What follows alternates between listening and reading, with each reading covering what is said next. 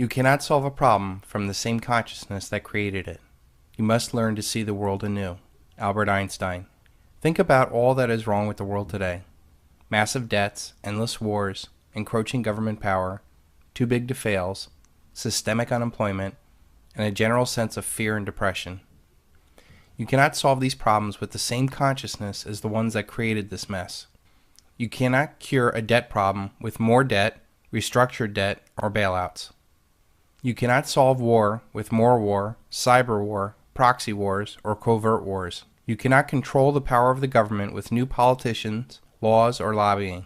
You cannot solve unemployment with more funding for education, more regulations, or strikes. In order to solve these and all other problems that plague our society, you need to create another consciousness. The men that own and control our world know that so long as humanity either actively or passively has the same consciousness as them, their power is secured. They know that as long as humanity remains short-sighted, narcissistic, meddling little people searching for instant gratification, those at the top have nothing to worry about. It is only when we become caring, logical, and independent people with the opposite consciousness that we can effect real change upon this world. Think of when you were a teenager trying to establish your independence. You might have huffed and puffed around the house to get what you wanted, and depending on what kind of parent you had, that might have worked. When you think about it, you didn't really want a car or to stay out late as much as you wanted your independence from your parents' paradigm, to do what you wanted to do, to make your own mistakes, to be free from others controlling you. This is what we want in all of humanity. To live our lives, to love who we want to love, to do what we want to do without others interfering in our lives. Most teenage rebellion is misguided and often never really results in any true freedom, since they never change the consciousness of the dependent state. And parents never solve the problem by not changing the consciousness from the controlling state. Even the most well-intentioned parent really has no clue of what will make their child happy. So why bother trying to control them? As long as they're not in mortal danger, parents should just let go. The child can only begin to find out what will make them happy by following their passions independent of their parents. Slamming the door, yelling, or the quiet treatment will not result in you gaining any real power.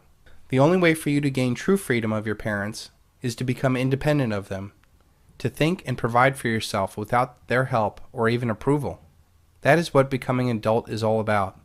Your parents probably did not respect you as an adult until you acted independently from them. Even that might not do it. But regardless if your parents respect you for your independence, you know that you can survive and thrive outside of their paradigm, and all of their attempts to control your life are now rendered useless. Some parents might still try to control you, but they usually get relegated to holidays and only in a symbolic fashion, because you know you don't have to listen to them anymore. Don't believe them, don't fear them, don't ask anything of them. Alexander Solzhenitsyn.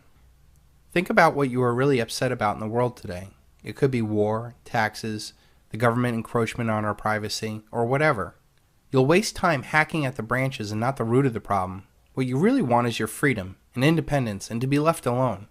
The fundamental reason why any formalized group effort like Occupy Wall Street or the Tea Party will fail is that it is a collective effort against a collective problem, one of the same consciousness. You cannot beg for power. You need to be independent of power. Sending good people in to reform a state is like sending virgins in to reform a whorehouse. Anonymous. The game is rigged, and nothing will change with elections, protests, editorials, Occupy movements, or Tea Parties. They are important, but they will not change the system. The boomers tried to rebel in the 60s against all that was wrong in the world. There's a time when the operation of the machine becomes so odious, makes you so sick at heart, that you can't take part. You can't even passively take part. And you've got to put your bodies upon the gears and upon the wheels, upon the levers, upon all the apparatus, and you've got to make it stop. And you've got to indicate to the people who run it, to the people who own it, that unless you're free, the machine will be prevented from working at all. They lack the mature wisdom to guide them to the root of their problems and to become a real threat to those that seek to control them. If you want to become a real threat to the system, act independently of the system. This is essentially what a responsible citizen must do to a repressive government. Slamming your door at your parents' house is the same as a million-man march. You think it is a show of power, but those that are in charge think it's a cute but meaningless exertion of power and do not fear it in the least. Let them march all they want. so long as they pay their taxes. Alexander Haig. You must physically, financially, politically, intellectually, emotionally, and even spiritually remove yourself from their control. The most potent weapon of the oppressor is the mind of the oppressed. Stephen Biko. You cannot change the world to make yourself happy or free. You must change yourself to make the world happy and free. Be the change that you wish to see in the world. As long as humanity believes that they can change the world to make themselves happy or free, we will continue to fall into this trap over and over again, generation after generation. It is insanity to think that you can change the world to make yourself happy or free. You can't do it on a personal level, and you certainly cannot do it on a national or a global level. Think about your own family. You share the same race, religion, education, and so on, yet there's constant disagreement. I can't even control my 3-year-old son. So what makes us think that we can somehow change the world with 7 billion people with different outlooks and motives on life? No matter what you try to do to affect change in the world, you inevitably run across others who do not share your same vision. And because they come from different experiences, education, and awareness as you are, they will naturally become an opposite force. They will naturally push against any effort you have, and this ultimately devolves into a middle-of-the-road solution that leaves no real change, a lot of wasted time, energy, and money.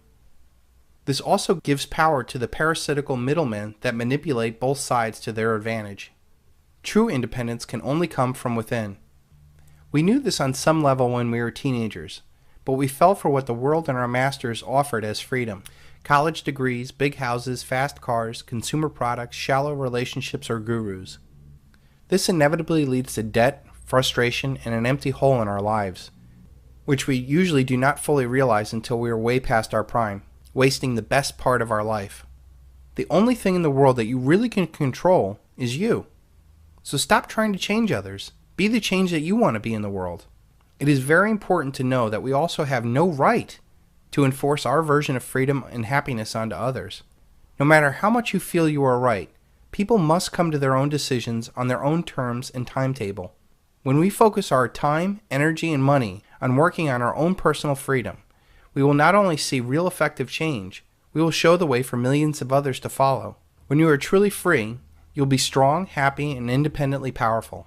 Your power does not come at the expense of others or control of others, and therefore cannot be stopped.